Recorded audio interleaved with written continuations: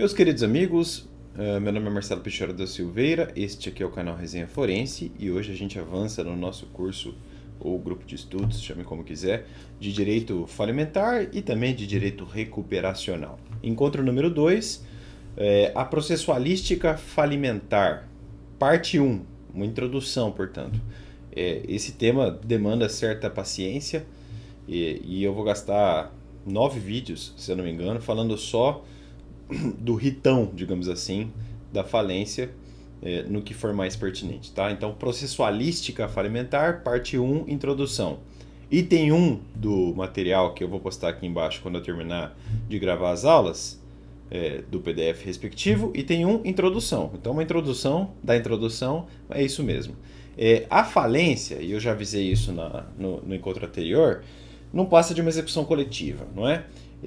Ela toca, portanto, em aspectos procedimentalísticos e também processualísticos. Eu coloquei no rodapé aí, para quem quiser ler, um texto que eu escrevi com o meu queridíssimo amigo Diego Crevlin Souza, sobre a visão garantística processual da diferença para fins de interpretação dos artigos 22, inciso 1º e 24, inciso 11, os dois da Constituição da República, para entender, né, o que é norma...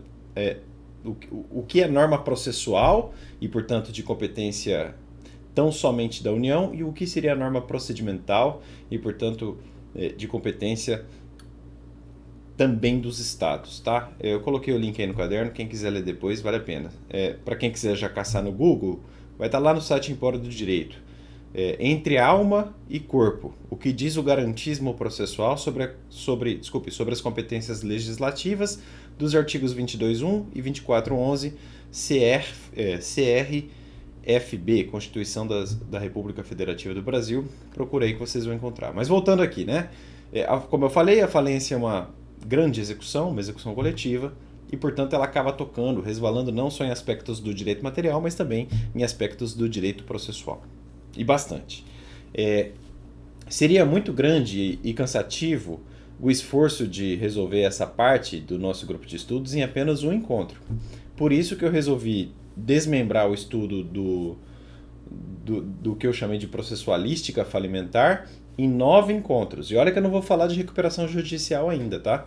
E eu fiz isso aí, essa divisão, com inspiração no sumário do Fábio Lyoa Coelho. Tá? Então, nesse encontro aqui, a gente estuda uma introdução da processualística falimentar. No próximo, eu vou falar do pedido de falência. No terceiro desse grupo de encontros, eu vou falar da sentença declaratória da falência. No quarto, eu vou falar da sentença denegatória da falência. No quinto, eu vou falar sobre a administração da falência. No sexto, eu vou tratar com vocês sobre a apuração do ativo. No sétimo, um encontro sobre a verificação de crédito. No oitavo, um encontro para estudar a liquidação do processo falimentar. E, finalmente, um último encontro, não do grupo de estudos, mas da processualística falimentar, um sobre a reabilitação do falido. Muito bem. Se tudo der certo, um processo falimentar vai seguir 3 fases. Tá? O primeiro passo, a primeira fase, é o pedido da falência, que a gente vai estudar hoje, ou melhor, que a gente vai estudar no próximo encontro, o terceiro do nosso grupo de estudos. Então começa com o pedido de falência. A doutrina geralmente fala em atos pré-falimentares.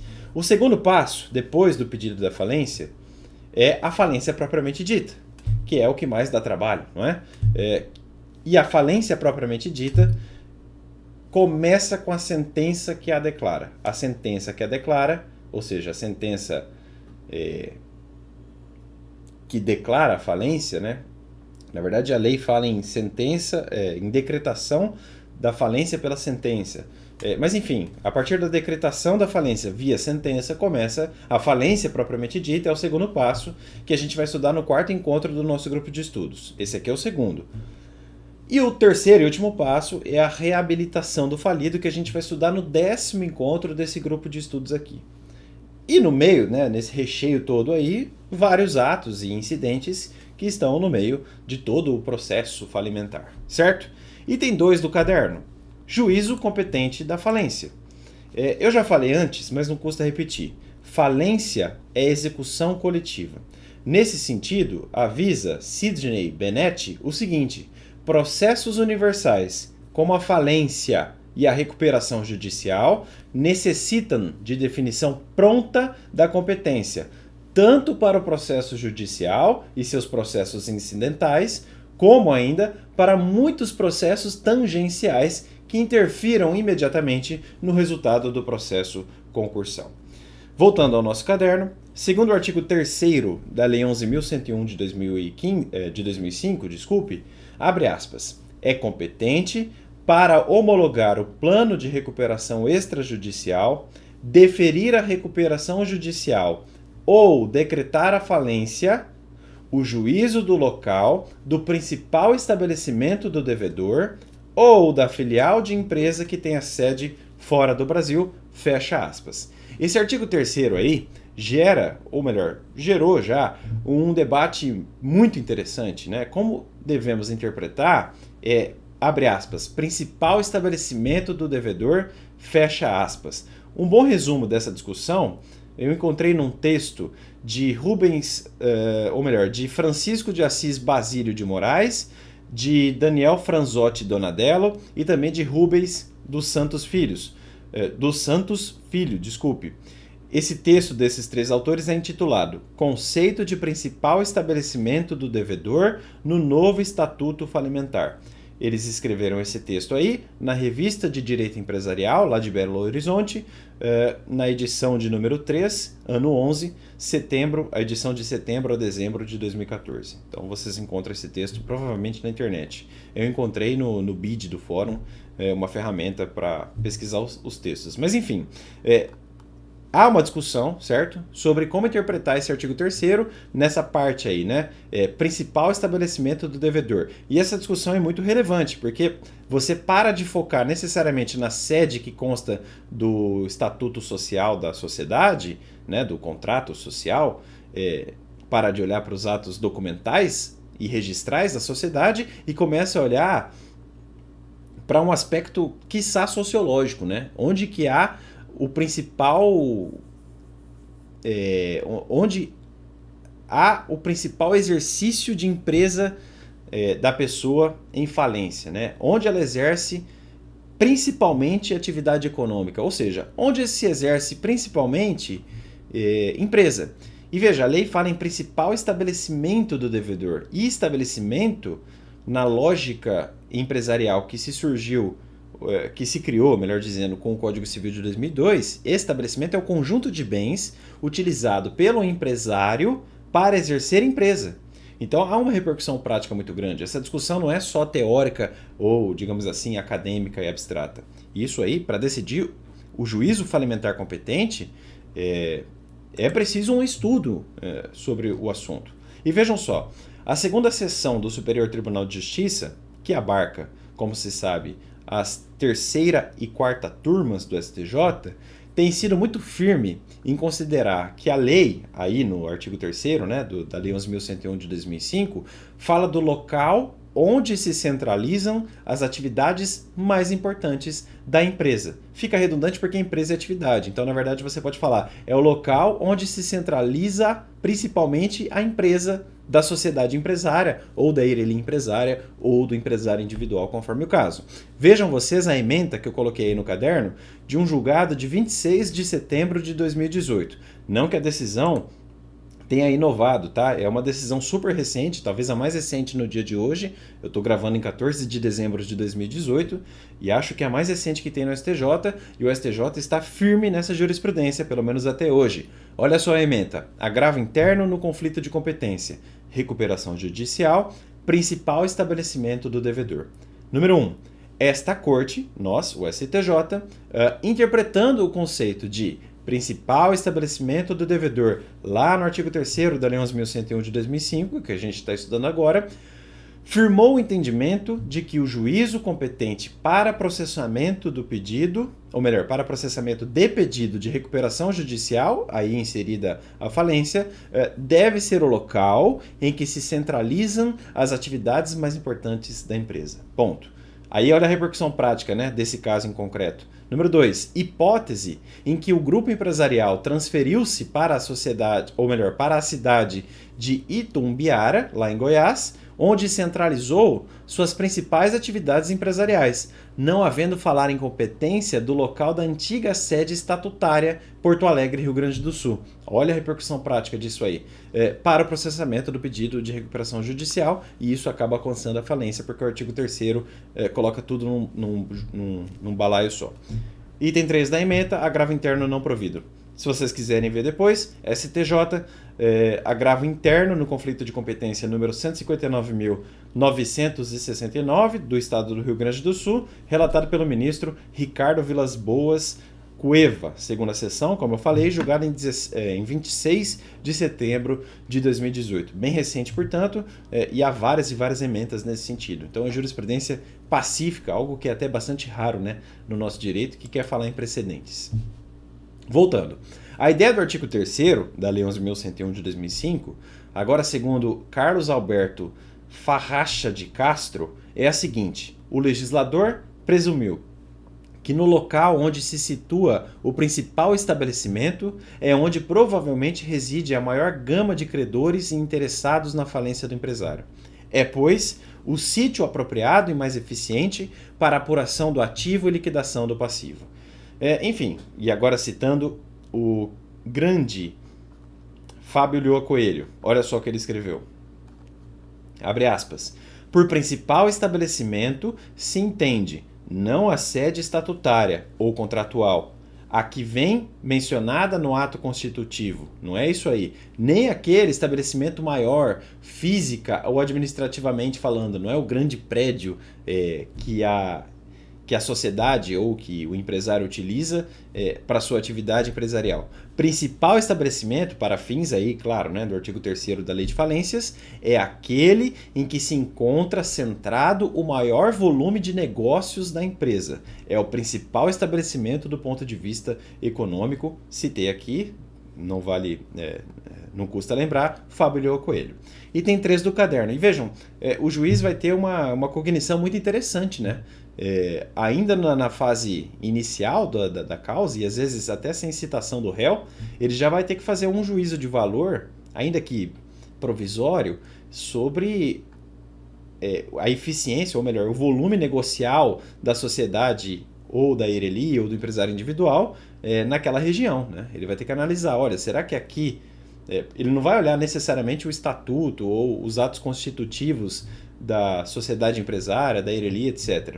Ele não vai olhar o registro do empresário individual ou o seu domicílio. Ele vai olhar, olha, onde que você está fazendo mais negócio? Porque ele parte da premissa, assim como partiu a lei, de que onde há mais negócios, há mais credores. Logo, é interessante deixar o juízo falimentar nesse local. É assim que funciona. Item 3 agora do caderno. A universalidade do juízo falimentar. Como explica Fábio Lioa Coelho, o juízo da falência é universal. Isso significa que todas as ações referentes aos bens, interesses e negócios da massa falida serão processadas e julgadas pelo juízo em que tramita o processo de execução concursal por falência, é o artigo 76 que a gente vai ler depois. Voltando ao Fábio Lioa Coelho, é a chamada aptidão atrativa do juízo falimentar, ao qual conferiu a lei a competência para conhecer e julgar todas as medidas judiciais de conteúdo patrimonial referentes ao falido ou à massa falida. Fecha aspas. Olha como é que fala agora o artigo 76 da Lei 11.101 de 2005. O caput, fala assim: o juízo da falência é indivisível e competente para conhecer todas as ações sobre bens, interesses e negócios do falido. Mas claro que isso é impossível. Ressalvadas as causas trabalhistas, fiscais e aquelas não reguladas nesta lei, em que o falido figurar como autor ou litisconsorte ativo. Autor também, não é? Parágrafo único do 76. Todas as ações, inclusive as excetuadas no caput, que a gente acabou de ler, desse artigo 76, terão prosseguimento com o administrador judicial, ou seja, vai haver sucessão processual, que deverá ser intimado para representar a massa falida sob pena de nulidade do processo. Mas nós temos, como dá para ver, 5 exceções. Então a regra é o juízo falimentar universal com aptidão atrativa, como diz a doutrina. Mas 5 exceções, e eu vou usar aqui o rol do Fábio Lua Coelho, tá? Que ele é muito didático nesse ponto. Então, primeira exceção. As demandas não reguladas pela lei de falências, em que a massa falida seja autora ou litisconsorte ativa. Autora, portanto. Segunda exceção. Reclamações trabalhistas, cuja competência, ou seja, a competência das reclamações trabalhistas, sempre Justiça do Trabalho, não tem muito segredo. Terceira exceção, execuções tributárias, segundo estipula o artigo 187 do Código Tributário Nacional. E o mesmo vale para os créditos não tributários inscritos em dívida ativa. Então, uma CDA que traz eficácia executiva para algo que não é tributo, tá? Isso também não entra no juízo falimentar. Quarta, ações de conhecimento em que é parte ou interessada a União, competência da Justiça Federal, sem deslocar o processo falimentar para ela. E quinta exceção, ação com pretensão de obrigação ilíquida, uma ação de conhecimento, portanto. É o parágrafo 1º do artigo 6º da Lei de Falências. Coloquei um gráfico que eu acho que mais didático que esse gráfico aí que eu coloquei no caderno é impossível. Olha só, eu coloquei uma célula, né? Bem grande para ficar claro. Regra, olha a regra aqui, ó. Juízo falimentar universal, aptidão atrativa. Ele concentra tudo. Mas nós temos 5 exceções girando em torno desse juízo. Exceção 1, aqui em cima, ó, no caderno. Quando eu postar, vocês vão ver. As demandas não reguladas pela lei de falências em que a massa falida seja autora ou litisconsorte ativa. 2. Reclamações trabalhistas. 3. Ações de conhecimento em que é parte ou interessada a União, vai para a Justiça Federal, como eu falei. 4. Ações de conhecimento em que é parte ou interessada a União. Desculpa, eu repeti o caderno e não atualizei. A 3, corrigindo, a 3 as execuções tributárias. Vou até corrigir agora, que o quadro ficou execuções tributárias, que está lá no 187 do CTN. Desculpa, pessoal, mas o caderno agora já está devidamente atualizado, vocês vão ver depois. Então, 3 execuções tributárias, é a terceira exceção. 4ª, ações de conhecimento que é parte ou interessada à União.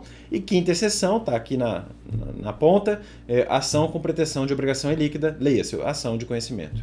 Fácil, né? Tranquilo. Talvez como uma 6ª exceção, eu encontrei na jurisprudência uma coisa bastante interessante. Olha só essa ementa do STJ, vocês vão matar a charada. Direito processual civil e falimentar. Recurso especial, embargos de declaração, omissão, contradição ou obscuridade na ocorrência. Pedido de falência, inadimplemento de títulos de crédito. Contrato com cláusula compromissória. Instauração prévia do juízo arbitral. Desnecessidade. Item 1. Ele fala de algo envolvendo os EDs, os embargos de declaração, não vale a pena ler. Item 2, agora é importante, ó. A convenção de arbitragem prevista em contrato não impede a deflagração do procedimento falimentar fundamentado no artigo 94.1 da Lei de Falências. 3. A existência de cláusula compromissória, de um lado, não afeta a executividade do título de crédito inadimplido. De outro lado, a falência, instituto que ostenta a natureza de execução coletiva, não pode ser decretada por sentença arbitral. Logo, o direito do credor somente pode ser exercido mediante provocação da jurisdição estatal. 4. Admite-se, e isso é importante para o nosso caderno, a convivência harmônica das duas jurisdições, arbitral e estatal, desde que respeitadas as competências correspondentes que ostentam a natureza absoluta precedente. Recurso especial não provido. Se vocês quiserem ver isso aí depois, STJ. Deixa eu pegar aqui. STJ, recurso especial, RESP, 1.277.725, relatado pela ministra Nancy Andrighi, terceira turma, julgada em 12 de março de 2013. E aí, envolvendo algo dessa ementa, né? Não citando propriamente a ementa, mas envolvendo esse assunto, o Luiz Antônio Scavone Jr., que tem um manual da arbitragem, um manual de arbitragem, escreveu justamente o seguinte, né, sobre essa relação entre o juízo falimentar e o juízo arbitral. Olha o que ele fala, em resumo, né? Posta assim a questão, e olha como ele é didático. Letra A. As quantias ilíquidas que já se encontram em discussão lá no juízo arbitral. E aí ele fala, o artigo 6º, parágrafo 1º da Lei 11.101 de 2005, menciona que terá prosseguimento no juízo na qual estiver se processando a ação que demandar quantia ilíquida. Ou seja, voltando, as quantias ilíquidas que já se encontrem lá no juízo arbitral, nele permanecerão até a formação do título para habilitação no juízo universal da falência. É dizer, em outras palavras, o rito cognitivo fica com o juiz arbitral. Na hora de executar, vai para a falência. É assim que funciona. Fica um negócio bifásico, talvez. Letra B. As ações sobre quantias ilíquidas, ainda não propostas ou que versarem sobre bens, interesses e negócios do falido, estas, mesmo já propostas, serão atraídas pelo juízo universal da falência, sendo impossível, portanto, a solução arbitral. Letra C, ou seja, ele falou na letra B de ações que não foram propostas, tá? Então a ação arbitral, a demanda arbitral ainda não começou. Letra C, as causas trabalhistas ou fiscais e aquelas não reguladas na lei de falências, em que o falido figurar como autor ou litisconsorte ativo, prosseguirão ou serão propostas normalmente, ainda que seja pela via arbitral. E letra D, todas as ações, inclusive as excetuadas, que poderão seguir pela via arbitral, serão levadas a efeito pelo administrador judicial, que deverá ser intimado para representar a massa falida sob pena de nulidade do processo. O artigo 76 da Lei de Falências, eu acabei de ler aqui um trecho do bom manual de arbitragem do Luiz Antônio Scavone Jr. Voltando ao nosso caderno. De qualquer modo, agora para resumir, olha o que eu vou ler do livro do Ricardo Negrão. A distribuição de pedido de falência ou de recuperação judicial previne a jurisdição para qualquer outro pedido dessa natureza relativo ao mesmo devedor.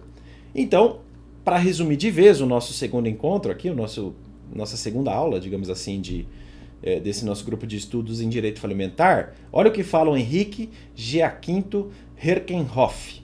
Abre aspas.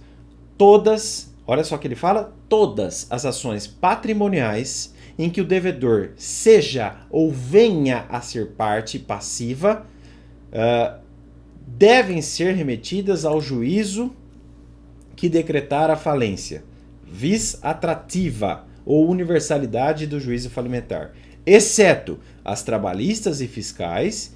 Obviamente excluem-se também as questões de família e outras que não digam respeito ao ativo ou passivo do devedor, e as da competência da Justiça Federal. Tá tudo bem claro, né? As ações em que seja parte ativa, autor ou litisconsorte ativo, não são atraídas para o juízo da falência, mas ele será substituído pela massa, e esta será representada pelo administrador judicial sempre que estiver em disputa um crédito sujeito à execução concursal. Leia-se, vai haver sucessão processual. Igual quando morre alguém no processo, no lugar desse alguém vem o espólio, em regra. Pelo menos a princípio é o espólio. Certo, pessoal? Em sucessão processual, né? O mesmo acontece quando uma sociedade é vendida para outra, suas cotas são vendidas, ou ela é comprada por uma sociedade 2. A sociedade 2 sucede à sociedade comprada nos processos em que já estava em andamento contra a referida pessoa jurídica. Pessoal, esse foi o segundo encontro do nosso grupo de estudos em direito falimentar, e é só um trecho ainda da processualística falimentar. No terceiro encontro, a gente vai estudar processualística falimentar, parte 2. A gente vai estudar o pedido de falência. Como é que se faz um pedido de falência? Como é que se pede em juízo a falência de alguém? Quem que pode pedir falência, etc. Volto já já, até mais.